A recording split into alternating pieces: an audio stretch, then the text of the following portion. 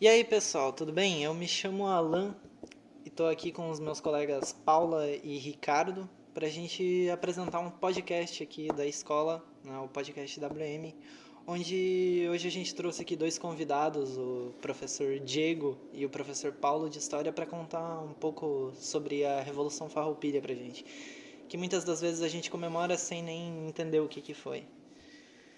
Então, professor Paulo, conta aí pra gente o que foi e como se iniciou a Revolução Farroupilha.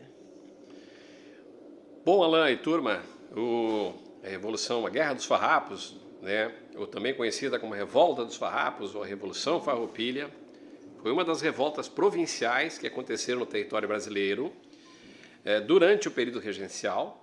Ela ganhou notoriedade pelo maior tempo de duração, 10 anos, que foi de 1835 a 1845, e além disso foi uma das que apresentaram maior ameaça à integridade territorial brasileira. Quais seriam as causas dessa guerra? Bom, primeiramente, bom dia a todos. Agradeço o convite feito pela turma. Acho muito importante nós discutirmos esse assunto, né, que faz tamanha importância para a história do Rio Grande do Sul, né? Normalmente, nós temos duas causas aqui principais que causam a Revolução Farroupilha, né? Primeiro, nós temos que entender o contexto. Nós estamos vivendo num período aqui de regências no Brasil, né? O que é isso? Nós não temos um imperador no Brasil, né? Estamos entre uma fase do Dom Pedro I e o Dom Pedro II. Então, nós temos aqui meio que um vácuo de poder que acontece. Então, acontece uma alternância de poder nesse período e isso faz com que as províncias, que a gente chama hoje de estados, né? Essas províncias elas sejam um pouco mais livres, elas possam tomar decisões mais independentemente. A partir do momento que ocorrem movimentos que tentam frear isso, que tentam controlar de novo as províncias, várias províncias se revoltam aqui.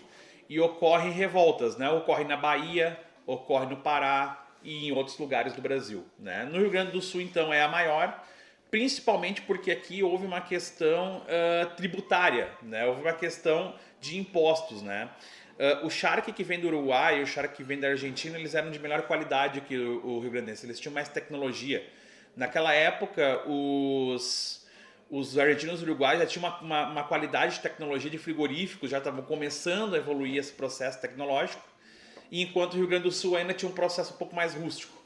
A partir disso, então, por conta dessa melhor qualidade, o Império Brasileiro baixou o imposto do charque da Argentina e principalmente do Uruguai. E isso indignou os estancieiros gaúchos aqui, né, que se revoltavam. Como que um produto que vem de fora pode ser mais barato que um produto nosso? Né? E além disso, então, havia uma grande revolta por esse descaso que o Império Brasileiro tinha contra os estancieiros gaúchos. Né? Então vai primeiramente fazer uma revolta em aspectos econômicos. Então nada mais foi do que uma revolta tributária mesmo. Foi uma revolta mais ligada para a questão tributária, né? E também essa questão do charque demonstra um pouco o quanto que esses caras estavam se sentindo negligenciados pelo Império, né? Que eles lutavam em inúmeras guerras. Nós temos aqui o Rio Grande do Sul, ele vive no contexto do Prata, né? Onde nós temos muitas guerras aqui no redor e os gaúchos eles defenderam os territórios do Brasil, né? Defenderam as fronteiras do Brasil e quando era para ganhar alguma vantagem, eles eram meio que ignorados. Então, por conta disso, nessa questão do charque, ela vai ser uma demonstração do quanto que eles se sentiam, então, abandonados pelo governo central, né, professor Paulo? É verdade. Tem um outro aspecto, eu acho que o Diego falou muito bem no contexto, né, da Revolução, mas havia um sentimento naquela época, um sentimento nosso, gaúcho, que, como o Diego disse, nós sempre nos empenhamos para defender as fronteiras do Sul em relação ao Brasil e não tivemos do Império Brasileiro, do período imperial, aliás, do período regencial, nós não tivemos a mesma consideração que o povo gaúcho, que os gaúchos tiveram com relação ao período regencial, nós não tivemos por parte do Brasil esse sentimento. Então isso criou aqui no Rio Grande do Sul um sentimento de abandono e de revolta. E aí, então, a partir do fato de que o charque nosso teve um tratamento desigual em relação aos charques vindo do Uruguai e da Argentina, que, como o Diego disse, realmente era de melhor qualidade, mas isso foi um dos fatores que, então, revoltou os nossos líderes estancieiros, e aí se deflagra então essa revolução contra as forças imperiais, as forças regenciais do Brasil. Quem foram os líderes?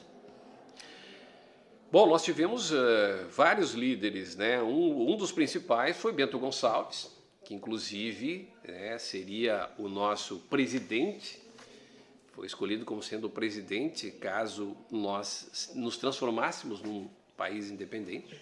Nós tivemos outros que vieram de fora, que são revolucionários, históricos revolucionários, que vieram e participaram, como Garibaldi, Giuseppe Garibaldi. Tivemos também o Davi Canabarro, que foi outra pessoa também, né, que se enganjou muito, né, Diego? E tantas outras pessoas. Nós aqui tivemos o General Neto também, né? O General Neto, ele tem uma importância muito grande porque ele é o cara que proclama a República Rio-Grandense. A Revolução Farroupilha, ela não começa com nós vamos nos tornar independentes do Brasil. Não era esse o objetivo inicial, né? Nós temos o objetivo primeiro de mostrar nossa revolta contra o governo central. Mas com o passar do tempo foi evoluindo para um sentimento separatista, né? E o General Neto é o cara que diz, agora nós vamos nos tornar independentes do resto do Brasil. Então ele tem uma grande importância nesse processo também. E nós temos outros generais, né, que tomam essa questão aí de importância, né, histórica para a questão do movimento.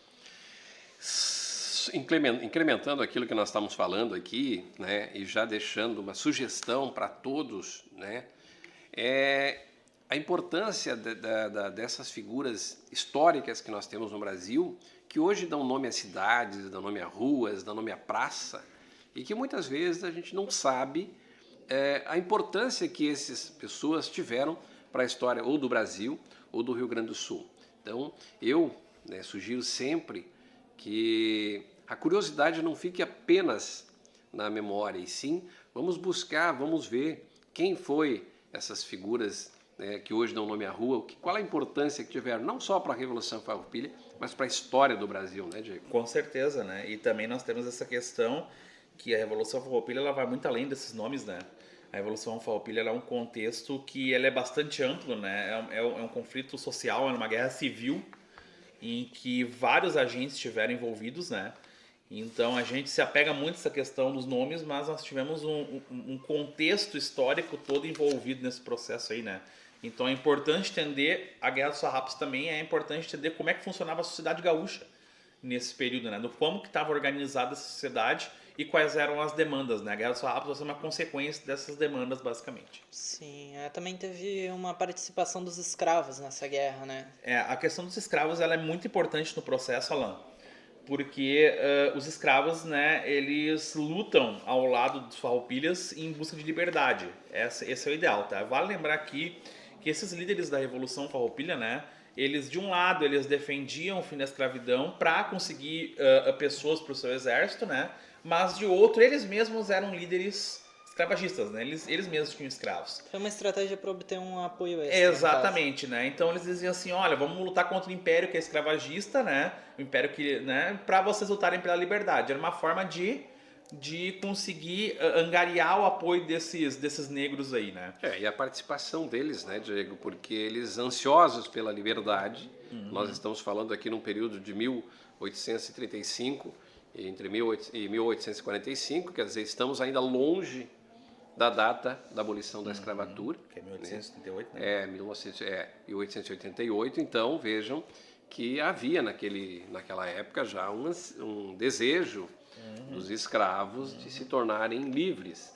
E aí então surge aquela oportunidade, né, uma vez participando da guerra e a guerra sendo vencida, havia sim a possibilidade, ou melhor, havia aquele pensamento, aquele desejo dos escravos de se tornarem livres. Sim. E a questão dos escravos, né, elas viram até um impasse em certo momento, né, professor Paulo? Onde quando mais no final do conflito se vê que não haveria vitória para os gaúchos, né, para os farroupilhas, começou a se negociar um acordo de paz, né? Então esse acordo ele foi se negociando e a partir do momento em que isso se negociando, tudo estava se organizando para um fim pacífico, né? Só que tinha essa questão do problema dos escravos. Como é que a gente vai fazer com os escravos? Nós prometemos que íamos libertar os escravos depois do conflito. E aí? como é que a gente faz com eles depois agora, né? Então, os escravos, eles normalmente lutavam em um setor, né, em um grupamento chamado lanceiros negros, normalmente, né? Esses lanceiros, eles eram na linha de frente e eles faziam as missões mais perigosas, normalmente, no conflito. Então, foi se combinado, então, de fazer uma emboscada contra esses negros, né? O chamado Massacre de Porons, onde esses negros eles foram assassinados, né, para que não houvesse essa questão dos negros se revoltarem depois do conflito, né? É uma página triste da história do Rio Grande do Sul, né? Nós que normalmente comemoramos a Revolução Farroupilha, né, nós acabamos esquecendo um pouco dessa página triste, onde os negros eles foram largados, né, foram desarmados e foram, num combinado dos farroupilhas com os imperiais, né, largados para a sorte para serem mortos e acelerar essa questão nas negociações de paz aí, né? Foi um episódio triste aí da Revolução Farroupilha, né? Mas apesar, né, Diego, desse episódio triste, né, realmente, desfecho, né, a bravura desses negros, o empenho desses negros junto aos líderes Farroupilha, no sentido de atingir os objetivos, é um dos fatores também que hoje nós celebramos o 20 de setembro. Com certeza. Né? Quer dizer, nós celebramos o 20 de setembro, quer dizer, foi uma guerra que nós perdemos, e aí eu vou usar aqui, professor Diego, a frase de um historiador, né, o Eduardo Bueno, que usa muito nas suas palestras, que diz o seguinte: Revolução Farroupilha foi uma guerra que nós perdemos, falamos que empatamos e comemoramos como vitória. Sim. Sim, não, e essa questão, né, hoje muitas pessoas me perguntam, né, da questão, mas como é que o Rio Grande do Sul ele comemora uma guerra que ele perdeu, né? Eu diria que hoje o 20 de setembro ele tem uma outra conotação, né, é uma fundação do gaúcho praticamente, né, é uma fundação do Dia do Gaúcho. Então essa questão da Revolução Farroupilha, ela vai fazer com que o gaúcho ele se funde, né, e se torne uma questão importante na questão de identidade, né? Eu então, acho que a Revolução Farroupilha, só para completar, professor Paulo, ela vai ser um momento onde se cria a identidade gaúcha, né? Exatamente. Onde se afirma a identidade gaúcha. E hoje se comemora isso, né? A identidade gaúcha forjada por meio da Guerra dos Farrapos, né? Exatamente. Eu acho que se comemora a identidade do gaúcho, né? E hoje nós temos uma característica um tanto quanto diferente do resto do Brasil. E também, né, Diego, aí cria-se então a figura do gaúcho e as tradições do Rio Grande do Sul, que hoje são muito celebradas e cultuadas nos CTGs, né? CTGs esse que está por se tornar, assim como o samba, né, um patrimônio histórico do Brasil. A questão dos CTGs, né, elas vêm depois da Revolução Farroupilha, né? Elas começam até no século XX, um pouco menos de 100 anos depois da Revolução Farroupilha, né, com Paixão Cortes e outras pessoas que tentam resgatar essa questão que aconteceu na Guerra dos Farrapos, né, e tentar unir a cultura gaúcha. Né? Você sabe que a cultura gaúcha ela tem diversas características, diversas descendências, né? Ela é muito ligada à questão do Pampa, na questão das províncias platinas, mas também tem outras descendências, né? Outras influências. E com isso, então, o CTG ele traz a história da Revolução Farroupilha de novo, que ficou um pouco esquecida, né? Estava um pouco esquecida, eles trouxeram de volta, trouxeram os costumes e aí reorganizaram essa questão da cultura gaúcha, né? Hoje, então, dá para se dizer que o 20 de setembro ele é mais uma comemoração, uma exaltação dessa cultura gaúcha, né? Essa cultura do Pampa, do que propriamente uma comemoração em relação à Guerra dos Farrapos. Né? Até a Semana Farroupilha ela surgiu dentro de um grêmio estudantil escolar, na verdade. Sim. Uma escola de Porto Alegre, se não me engano. Sim, existe uma escola muito famosa, né, em Porto Alegre, que é o Júlio de Castilhos, né, que eles chamam de Julinho lá em Porto Alegre, né? E por conta disso, começou lá, se organizou lá com o Paixão Cortes e aí acabou se expandindo. A gente vai encerrar por aqui agora para não se estender muito. Eu queria agradecer a participação de vocês dois aqui para dar essa aula para todos nós, né? E eu e meus colegas aqui vamos nos despedindo aqui. Agradeço a todos pela atenção. Tchau, até a próxima, galera.